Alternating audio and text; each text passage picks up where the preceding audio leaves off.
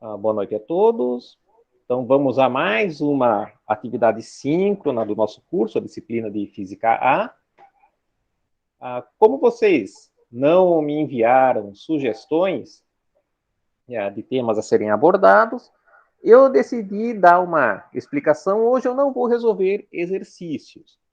Eu vou falar de algo que não é muito explorado corriqueiramente nas disciplinas, nos cursos básicos de física, mas que será útil para vocês pelas ideias envolvidas quando forem lidar com eletrônica básica, quando forem tratar de associações de componentes, sejam esses componentes capacitores ou resistores, que nós chamamos associações em série ou paralelo. Eu vou tratar aqui de associações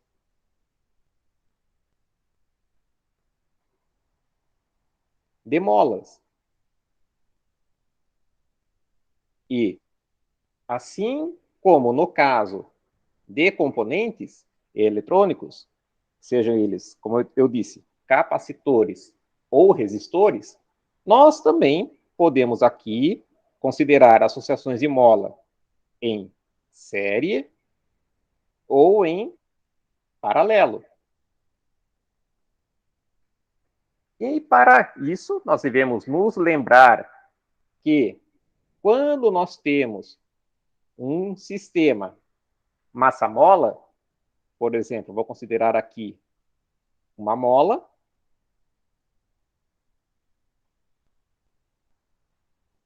Se vocês tiverem qualquer dúvida, vocês podem parar a qualquer momento, me interromper, liguem o microfone ou podem digitar no chat. Eu estou acompanhando pela tela do meu notebook e essa atividade está sendo gravada. E assim que o Google me liberar o arquivo, eu colocarei em meu canal e colocarei também o link para ela no Moodle. Então, aqui eu tenho uma mola, que é caracterizada por uma constante, que eu chamarei de K, e na extremidade desta mola, nós temos uma massa M. Esse sistema está em repouso, está em equilíbrio estático. Então, nós temos aqui para esta mola um comprimento livre, que eu chamarei de x0. Vamos supor que eu estique esta mola.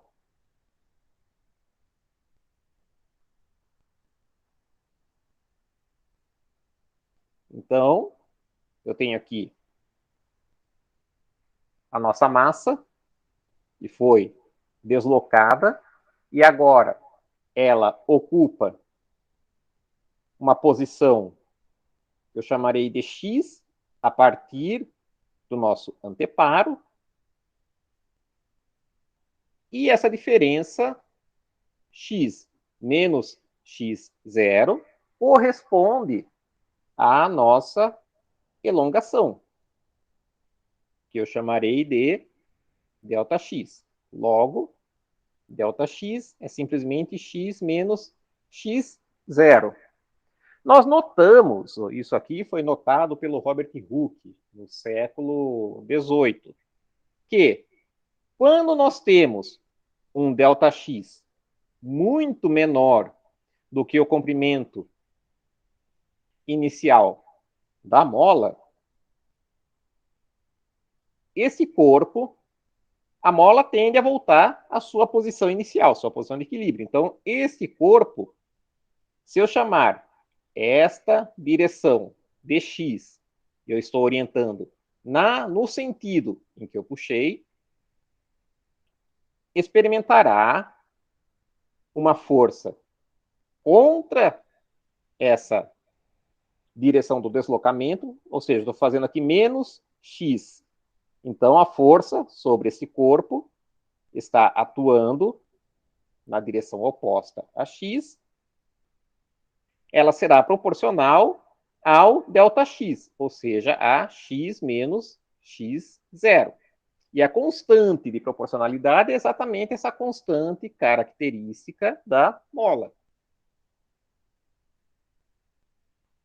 Esta é uma força restauradora, porque ela tende a restaurar a posição inicial, a posição de equilíbrio da mola.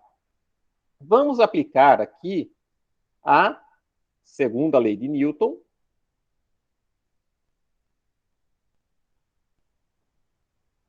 que nós estamos começando a analisar. Nós temos que, no caso geral, F, a força resultante sobre um dado corpo, corresponde à variação temporal de seu momentum linear. E se nós temos massa constante,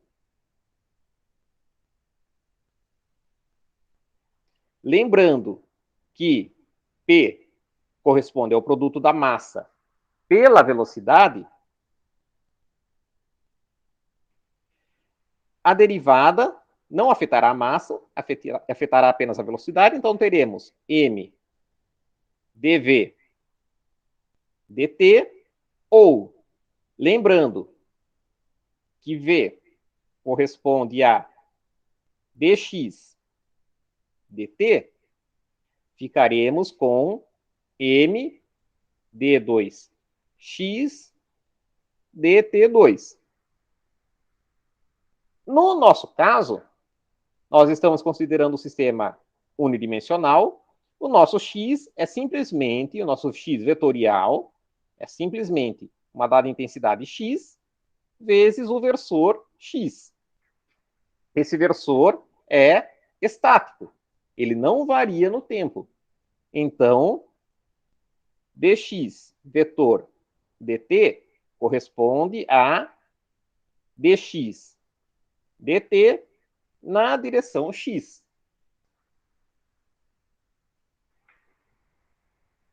Vamos substituir a nossa... Vamos supor que a nossa força resultante sobre o corpo seja exatamente a nossa força restauradora. Neste caso, a segunda lei de Newton nos diz que m, eu vou substituir o d2x dt2 vetorial por essa expressão, sendo aqui o d2x dt2. Então, na direção x, será igual a menos k x menos x0 na direção x. Vamos igualar as intensidades, ambas as componentes do vetor na direção x.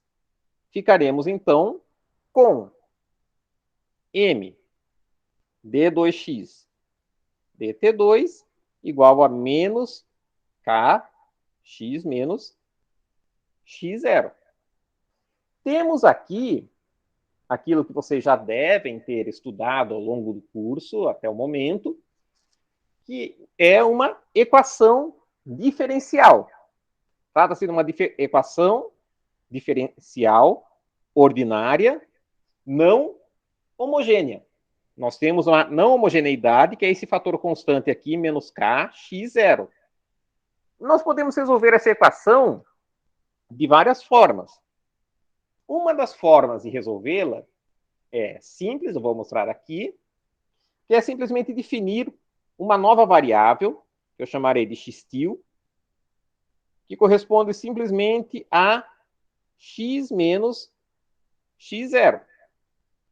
Esse til não representa nenhum caráter vetorial. É somente uma notação que eu estou utilizando para distinguir de x. Neste caso, nós teremos, então, que dx dt, temos aqui o dx dt, e o x0, como é constante, desaparece nessa derivação. Logo, dx dt é igual a dx dt, e, da mesma forma, d2x dt2 será igual a d2x dt2. Com isso, substituindo o x-til e o d2x-til dt2, nós vamos ficar com m d2 x-til dt2 igual a menos k x-til. Agora, eu tenho uma equação diferencial homogênea. Eu vou passar esse menos k x-til para o outro lado e vou dividir tudo por m. Ficaremos, então, com d2 x-til dt2 mais k sobre m x-til igual a zero. Trata-se de uma equação diferencial ordinária homogênea. Se nós chamarmos este k sobre m de raiz de um dado fator ômega, nós teremos, então, que d2 x-til dt2 mais ômega ao quadrado x-til será igual a zero. Quais são as soluções desta equação diferencial ordinária? Vocês já devem, suponho, ter visto no curso de EDO. São soluções extremamente... São casos simples, como intuitivamente nós sabemos que se nós temos um sistema massa-mola e puxamos esta massa por um ΔX muito menor do que o comprimento inicial da mola, o corpo começará a oscilar em torno da posição de equilíbrio. Nada mais natural que as soluções da equação diferencial ordinária sejam da forma que eu chamarei uma de x-til s de t, que é o seno de ômega t. E x-til c de t, que é igual ao cosseno de ômega t. Se vocês tomarem o x-til s, derivarem duas vezes e somarem com o ômega ao quadrado x-til, vocês verão que isso corresponde a zero.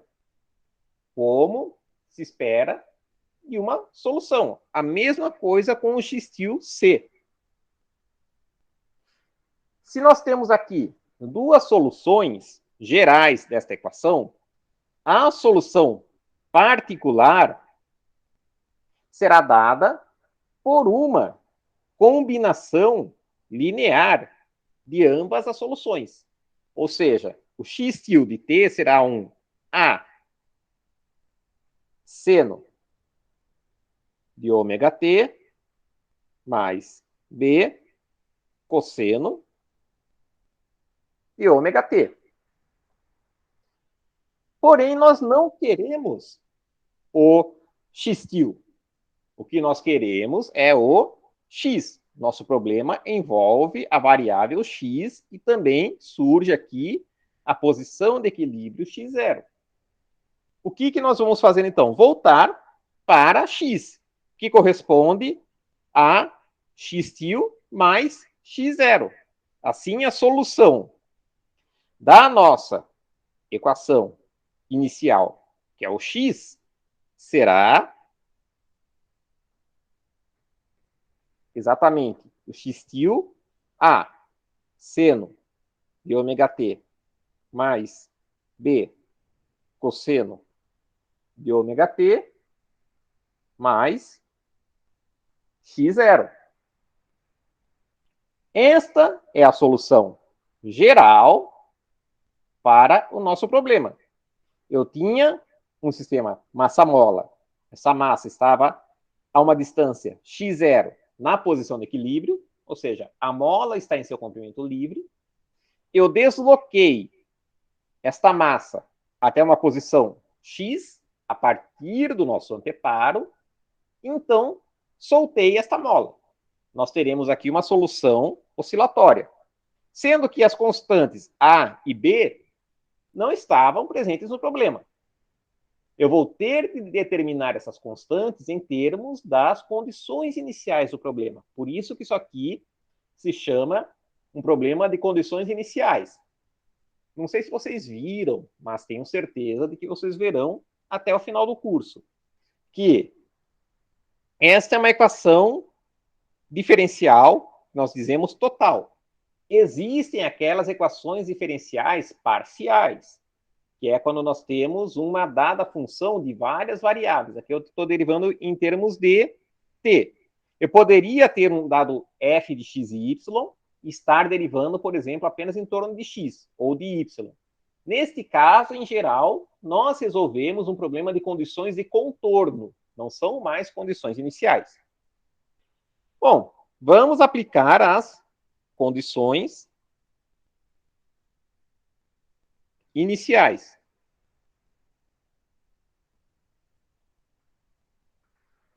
Eu vou supor que a nossa posição inicial, ou seja, o x no instante zero, é o comprimento inicial da mola, que eu tenho aqui, x0. E vou supor que nesse instante inicial, ela tenha uma dada velocidade, que eu chamarei de v0. Ela estava aqui, munida de uma dada velocidade nessa direção, até que chegou na posição máxima e retornou. Vamos aplicar essas condições para obter A e B. Nós temos que x de zero, substituindo aqui, nós ficamos com A seno de zero, que é zero.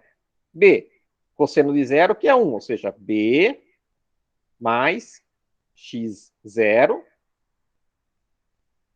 Só que isso, eu estou dizendo que o x0 é igual a x0. Daqui, nós tiramos que o B é igual a zero. Logo, o nosso x de t se resume a seno de ômega t mais x0. Vamos agora supor que vamos aplicar a condição para x' de zero, para a velocidade. Derivando, nós temos aqui a derivada do seno é o cosseno. Então, a ômega cosseno de zero, que é 1. Eu estou calculando aqui no tempo zero. E isto será igual a V0. Logo, A é igual a V0 sobre ômega. E a nossa solução final para o problema será dada simplesmente por V0 sobre ômega seno de ômega t mais x0. Esta foi uma pequena revisão, ou se vocês preferirem, uma introdução a oscilações harmônicas. É um tópico que vocês verão em profundidade em Física 2, no próximo semestre. Mas isso aqui foi só para introduzir vocês, terem uma ideia do que virá pela frente no curso. Eu estou aqui, como falei, interessado em analisar o comportamento de molas associadas, em série e em paralelo. Vamos tratar, em primeiro lugar, de molas em série. Assim como vocês já devem ter visto do ensino médio, já devem ter feito disciplinas de eletrônica básica, o que a gente faz quando associa um resistor em série? Nós simplesmente colocamos espacialmente um depois do outro. Capacitores em série, a mesma coisa. Colocamos um em seguida do outro. É a mesma coisa que eu vou fazer aqui com molas. Vou representar o nosso anteparo. Então, eu terei uma dada mola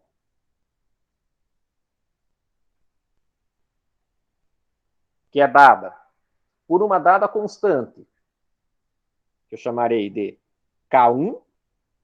Ela, inicialmente, está em seu comprimento livre,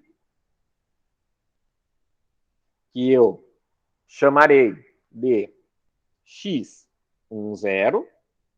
E vou colocar em seguida essa mola, uma outra mola, que também é, é caracterizada por uma constante, que eu chamarei de K2, e possui um comprimento de equilíbrio X20. E eu vou pegar este sistema e puxar dessa extremidade aqui. Vou fazer uma elongação de tal forma que, claro, essa elongação total tem que ser bem menor do que as elongações iniciais das molas para que eu possa aplicar a lei de Hooke. Então, essa primeira mola será deformada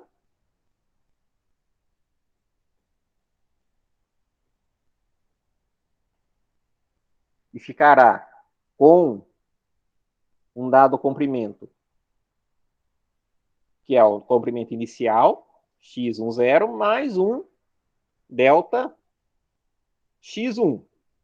Claro, eu estou supondo aqui que o delta x1 é muito menor do que o x10. E eu vou fazer, eu estou esticando esse sistema como um todo. Então, essa segunda mola também será esticada.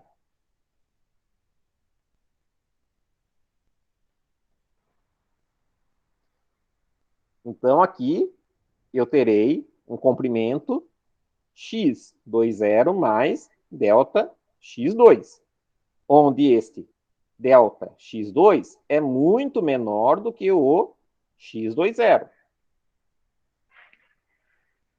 Notem que eu tenho aqui, uma vez que o sistema chega, atinge o equilíbrio, este ponto aqui está em repouso. Então, a força com que esta mola está puxando deste lado deve ser igual à força com a qual esta mola está puxando deste lado. Ou seja, ambas as molas experimentarão a mesma força restauradora. Se eu tratar em termos de intensidade, então nós temos aqui que a força será dada por K1, que multiplica o nosso delta x1, ou seja, é a força referente a esta mola aqui, e nós sabemos que esta força é igual à força restauradora referente a esta mola. Então, nós temos aqui K2 delta x2. Qual que é o nosso objetivo aqui? É o mesmo objetivo de quando nós tratamos de componentes eletrônicos. Queremos substituir esse sistema de duas molas por uma única mola apenas, que reaja da mesma forma, uma vez que eu estico o meu sistema. Ou seja, nós queremos que, para esta força restauradora, para a força que eu estou impondo nesta mola, para esse deslocamento, eu tenho que ter um dado, uma única mola, uma dada constante que eu chamarei de K, que reaja a esse ΔX. Só que esse ΔX é o ΔX1 mais ΔX2. O que eu estou dizendo aqui? Eu tenho um sistema de duas molas, eu elonguei esse sistema, então a primeira sofreu uma alongação de ΔX1 e a outra de ΔX2. Esse sistema está produzindo uma força restauradora nesse ponto. Eu quero substituir esse sistema por uma única mola. Então, eu quero que uma mola, uma dada constante K, reaja com esta mesma força restauradora para esta mesma elongação ΔX, que é o ΔX1 com ΔX2. Vamos, então, usar as duas expressões. Temos, então, que F corresponde a K, que multiplica ΔX 1 mais ΔX2. Porém, eu estou vendo aqui que ΔX1 eu posso escrever em termos de F. Significaria F sobre K1. A mesma coisa eu vou fazer com o ΔX2. Eu vou substituir o ΔX2 por F sobre K2.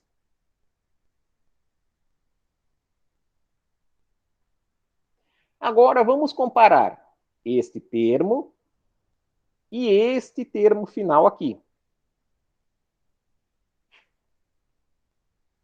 Notem que eu posso cancelar o F dos dois lados. Logo, nós ficaremos com 1 igual a K, que multiplica 1 sobre K1, mais 1 sobre K2. Portanto, o inverso da constante da nossa mola equivalente será igual à soma dos inversos das constantes referentes a cada mola que constitui o meu sistema. Prestem atenção nesta dependência funcional. O inverso é igual à soma dos inversos. Isso aqui é o que vocês encontram quando analisam uma associação de resistores em paralelo ou uma associação de capacitores em série. A ideia é exatamente a mesma. Naquele arranjo, vocês têm de identificar o que é que cada componente tem em comum. Aqui, no caso, nós vimos que cada mola responde com a mesma força. Quando você associa capacitores em série, você tem que cada um armazenará a mesma carga. Quando você associa resistores em série, nós temos que cada um experimenta a mesma corrente. Então, o raciocínio que eu utilizo para associações de um componente mecânico como molas é o mesmo raciocínio físico que eu vou usar quando tratar de componentes eletrônicos.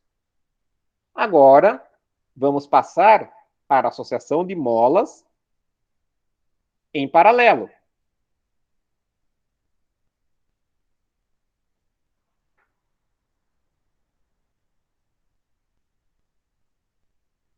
Nós temos o nosso anteparo, uma dada mola que eu vou associar a uma constante K1, e paralela a ela, eu terei uma outra mola, cuja constante será K2. E ambas estão ligadas a uma barra. O que eu vou fazer aqui é elongar esse sistema. Eu vou puxar esta barra.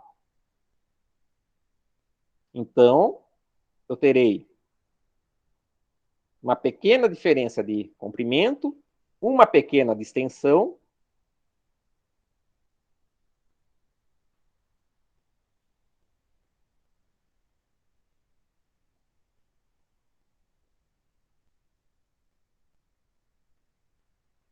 Então, se aqui eu tinha um comprimento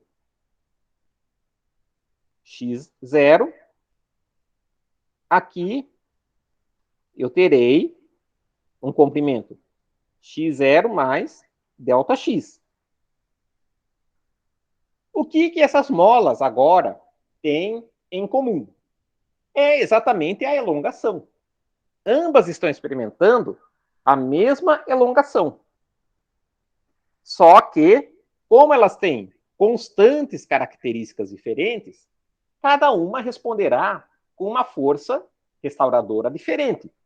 Ou seja, nós temos que a primeira mola responderá com K1 vezes a elongação, ΔX, e a segunda mola responderá com K2 ΔX.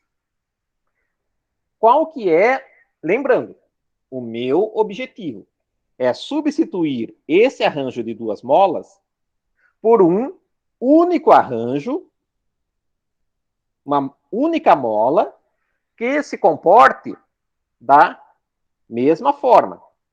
Qual que é, então, a constante desta mola? Vou manter aqui a mesma elongação. Bom, qual que é a força total que essa barra está experimentando? É exatamente F1 mais F2. Ou seja, este F é igual a F1 mais F2. Se eu tenho 2 molas, estou puxando essa barra, eu vou experimentar F1 mais F2. Eu quero substituir esse arranjo por uma única mola de constante K que eu quero determinar, que quando eu puxe esta barra pelo mesmo ΔX, responda com essa mesma força resultante F1 mais F2. E substituindo, nós então temos aqui F1 mais F2, ou seja, K1 ΔX mais K2 ΔX. Mas nós temos que o F, eu estou querendo substituir por uma mola por uma constante K. Comparando esta igualdade, esses dois termos, nós vemos que o ΔX aparece em todos. Então, eu posso cancelá-lo. Logo, teremos que K será igual a K1 mais K2. Ou seja, eu tenho um arranjo de 2 molas. Eu quero substituir por uma única mola que forneça a mesma força restauradora referente a essas 2 molas. Então, eu tenho que encontrar uma mola cuja constante seja igual à soma das constantes destas 2 molas. Mais uma vez, reparem nesta forma funcional de soma simples. Notem que, uma vez que essa dependência K igual a K1 mais K2 é a mesma que nós encontramos quando associamos resistores em série. E é a mesma que nós encontramos quando associamos capacitores em paralelo. O raciocínio na eletrônica é o mesmo. Identificar aquilo que o sistema em questão, sejam capacitores ou resistores, possuem em comum e lidar com as suas expressões fundamentais. Aqui nós temos que F é igual a Kx, lei de Hooke. Se estivéssemos lidando com capacitores, nós teríamos uma expressão de proporção entre a carga que as placas acumulam e a diferença de potencial. Se nós estamos lidando com resistores, nós temos a lei de Ohm, em que a diferença de potencial, ΔV, corresponde à resistência do capacitor vezes a corrente que o percorre. Bom, era isso que eu tinha para falar hoje para vocês. É algo bem simples. Teremos ainda mais alguma, acho que mais outra atividade síncrona antes da próxima avaliação. Aí, se vocês não me enviarem sugestões, eu talvez resolva algum exercício referente à matéria daquela avaliação. Eu estou corrigindo as avaliações de vocês. Logo, vocês começarão a receber os meus comentários referentes às provas, porém, eu já corrigi todas as listas entregues até o momento. Então, se vocês entregaram, vocês já devem ter recebido um parecer meu para cada lista enviada. Vocês têm alguma dúvida, alguma pergunta, querem fazer alguma observação? Fiquem à vontade. Ô, professor. Sim. Eu queria fazer uma pergunta sobre a prova. Eu não sei se às vezes eu não estava prestando atenção, não sei se o senhor chegou a comentar em alguma aula, Mas quando eu fui fazer a gravação, eu tentei fazer pelo celular e fazendo à mão, igual o senhor faz aqui os Sim, exercícios. perfeito. E no início do exercício, começou a desfocar um pouco. Só que assim, do meio para o final, parou. E aí eu queria saber se isso tem muito problema, se Não, na não, próxima isso é vez eu natural. posso.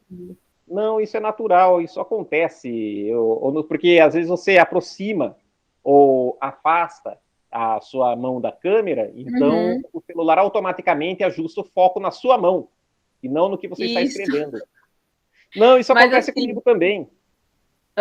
pode falar, professor. O que não pode acontecer é ficar o exercício todo desfocado.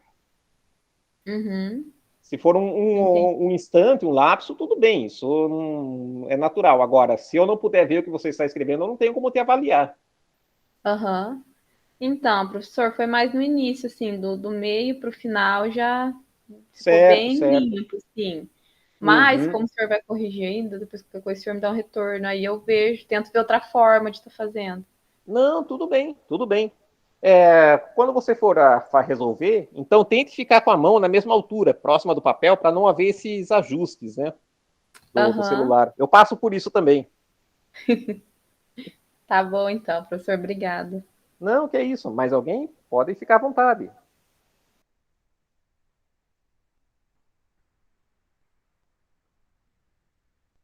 Bom, se vocês não têm mais nenhuma dúvida, eu encerro por aqui. Já coloquei hoje as atividades referentes à semana. Tem logo mais uma lista de exercícios. E eu vou digitalizar essas folhas, essas duas folhas também, para colocar junto com essa meu vídeo, pensando exatamente nisso que a Andresa mencionou, né? Porque mesmo aqui, o Google Meet é pior ainda. Hoje até que está nítido. Eu não sei se é a conexão que varia, essa flutuação na transmissão, mas às vezes fica muito desfocado. Então eu coloco as folhas digitalizadas junto com o vídeo para que vocês possam acompanhar.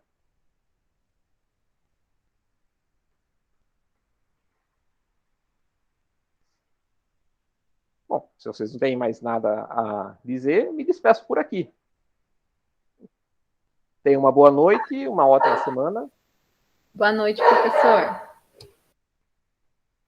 Perfeito, Tatiele. Perfeito, Beatriz, Andresa, os demais. Fiquem bem, cuidem-se e tenham uma ótima semana.